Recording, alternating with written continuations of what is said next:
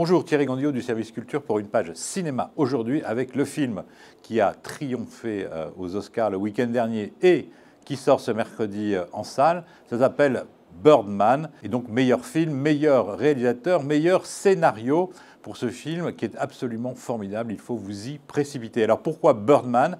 Eh bien parce que le personnage central de ce film a joué le rôle d'un super-héros 15 ans plus tôt, qui s'appelait Birdman, donc l'homme-oiseau.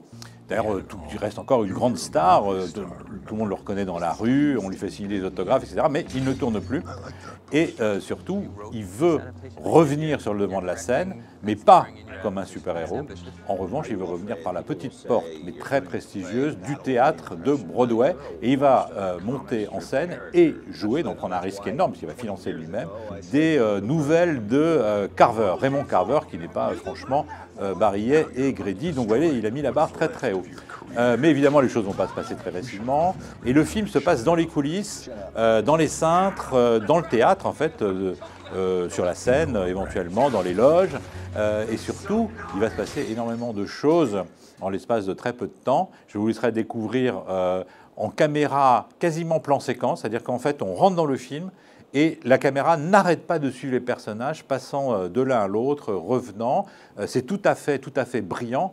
C'est corrosif, c'est drôle, c'est inventif. C'est vraiment le grand cinéma. Et l'Académie des Oscars a bien eu raison de le saluer. Et puis je voulais vous parler d'un second film, Le Dernier Loup de Jean-Jacques Hano. Alors Jean-Jacques Hano n'a pas fait que des chefs-d'œuvre ces derniers temps, mais ce film-là est absolument formidable. Ça se passe en Mongolie, ça se passe pendant la révolution culturelle maoïste 1967-1969. Il y a les grands espaces, il y a une histoire absolument passionnante. C'est pas forcément un film pour les tout petits enfants, parce que c'est assez triste au fond. Mais c'est un grand hymne à l'écologie, c'est un grand hymne à la tolérance entre les êtres humains et entre les animaux.